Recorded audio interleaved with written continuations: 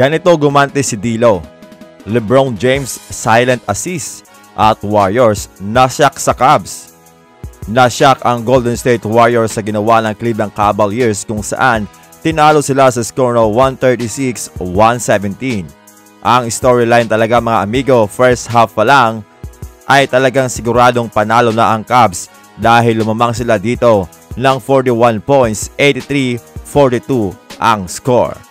Sa second quarter alone mga amigo ay na-outscore nila ang Warriors ng 24 points at sa pagsisimula pa lamang ng laro ay nagkaroon agad sila ng 20-2 run.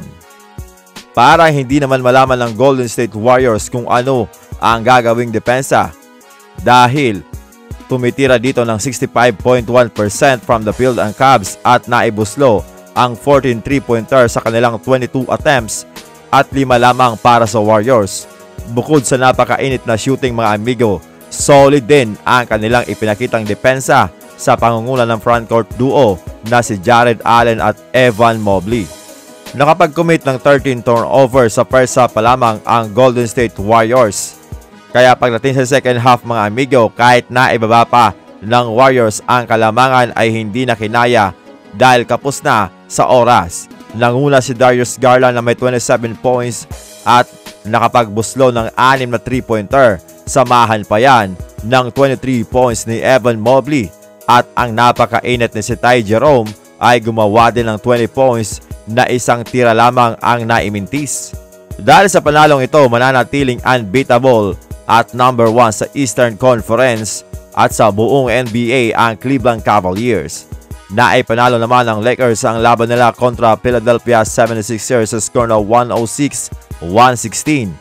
Nanguna si Anthony Davis na may 31 points, 9 rebounds at 4 blocks. Pero kahit ganito ang performance ni AD, kitang-kita talagang iniinda niya pa ang kanyang foot injury.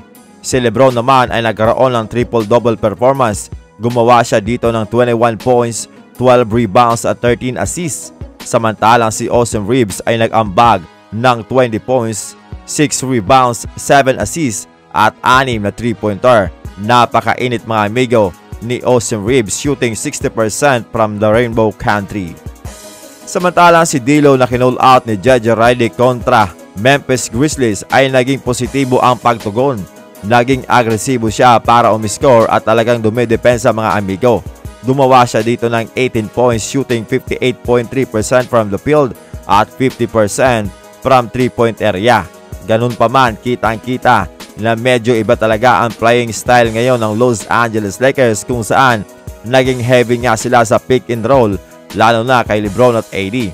Ito rin ang first time na binago ni Coach JJ Redick ang kanyang starting lineup kung saan pinalitan niya si LeAngelo Russell para dito kay Cam Reddish. Pinuri naman ni Coach JJ Redick ang pagiging professional ni D'Lo na ipinakita sa larong ito. Ayon kay Redick, may magandang karakter daw si D'Lo at gustong manalo at i-coach. Ayon naman kay D'Lo, wala daw siyang ego mga amigo at gusto niya lang na manalo. Pinuri niya din itong si Cam Reddish na kahit isang tira lang daw ang ginawa ay nagkaroon naman ito ng impact defensively, lalong-lalong na sa kanyang depensa dito kay Paul George na hindi daw nakuha ang rhythm.